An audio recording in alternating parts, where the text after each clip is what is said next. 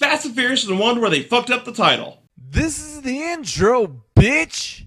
So just watch my shit. And that's what I'm talking about today, Fate of the Furious. What do I mean when I say they fucked up the title? I'll explain. Fate of the Furious is the 8th Fast and Furious movie, so you would assume when they put the word fate in there, they won't spell it F-A-T-E, they will spell it F8. Unfortunately, they were really fucking stupid and put F-A-T-E. If you aren't getting it, let me show you something. My artistic skills are amazing. Fate, F-A-T-E, bad. Fate, F8, good. Enough about the stupid fucking title. Let's talk about the actual movie. So Fate of the Furious, or Fast 8 as I'm going to call it for this review, was directed by F. Gary Gray. I did not know that when I started watching this movie again. F. Gary Gray is responsible for some of the movies that I actually enjoy, like The Italian Job and Straight Outta Compton. He's a really well-renowned director who's good at his job, and I just did not expect to see him in a Fast movie. This is also the last Fast movie that I have only seen once in the theater. This is my second time watching it. Fast 8 came out on April 14th, 2017. It has been almost 9 years since I've seen this movie. It's also the first Fast movie excluding Tokyo Drift without Paul Walker because they did, like so dead, like OMG dead. All jokes aside, it is sad to see Paul Walker out of these movies, and he is obviously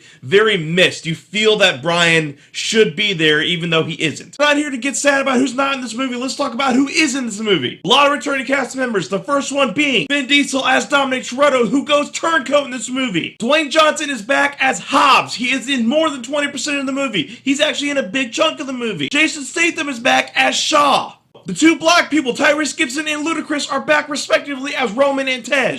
The sexy Natalie Emmanuel is back as Ramsey. We also have Michelle Rodriguez back as Letty. And of course, we got the great Kurt Russell back as Mr. Nobody. As far as newcomers to the series, we got Scott Eastwood playing Little Nobody. He's the assistant to Mr. Nobody. He's supposed to be the next Mr. Nobody. We also have Charlize Theron as Cypher, a super hacker villain bitch. But what happens in this movie?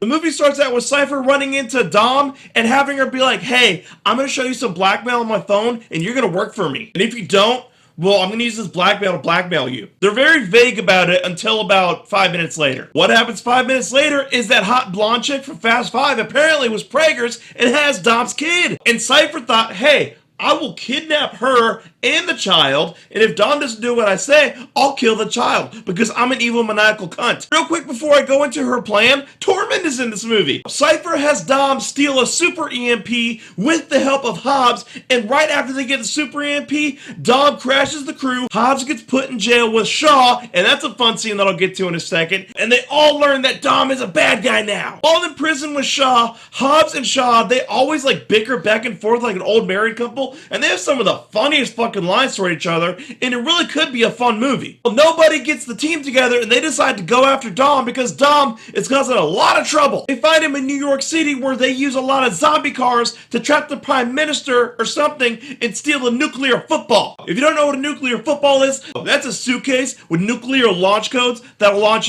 bombs. You heard me right. I did say zombie cars.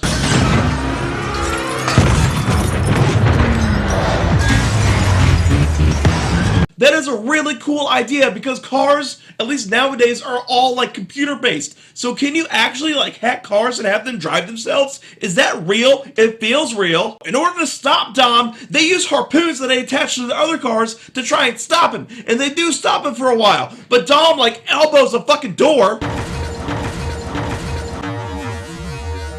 And all the other cables come loose and he gets away. It is at this point that Cypher tells Dom what her ultimate plan is. She wants to blow up the world and start all these mass wars and basically hold the rich elite that run the world accountable for their actions. Good plan, but a lot of overkill. Use social media, you dumb bitch. Well, she doesn't listen to what we say because we're the audience and she can't actually hear us because she's not real. She has Dom pull a Grand Theft Auto and drive right into the military base with the EMP to knock out the electronics so they can't do anything, and then they steal a submarine that has nukes on it. And this leads to a long chase scene on a sheet of ice where a lot of fun shit happens. So let's start the list of fun shit. Number 1, the Shaw brothers show up on the plane and shoot up and take over the plane to get the kid back. And the whole scene where Shaw is shooting people while taking care of the kid is really fun and funny. It really shows off Jason Statham's comedic timing. Roman drives a Lamborghini onto the ice and spins out like he's never driven on ice before. No.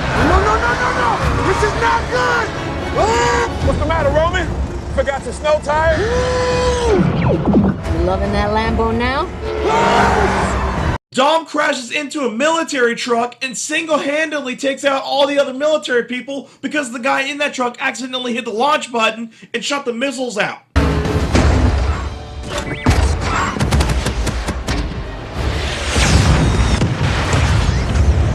Hell yeah! Hobbs moves a missile with his bare hand. Cypher sends a heat-seeking missile toward Dom, and Dom basically redirects it and guides it to hit the submarine. And while the fire is gonna engulf him, the bros come up to him and surround him with their cars, and the fire goes right over him.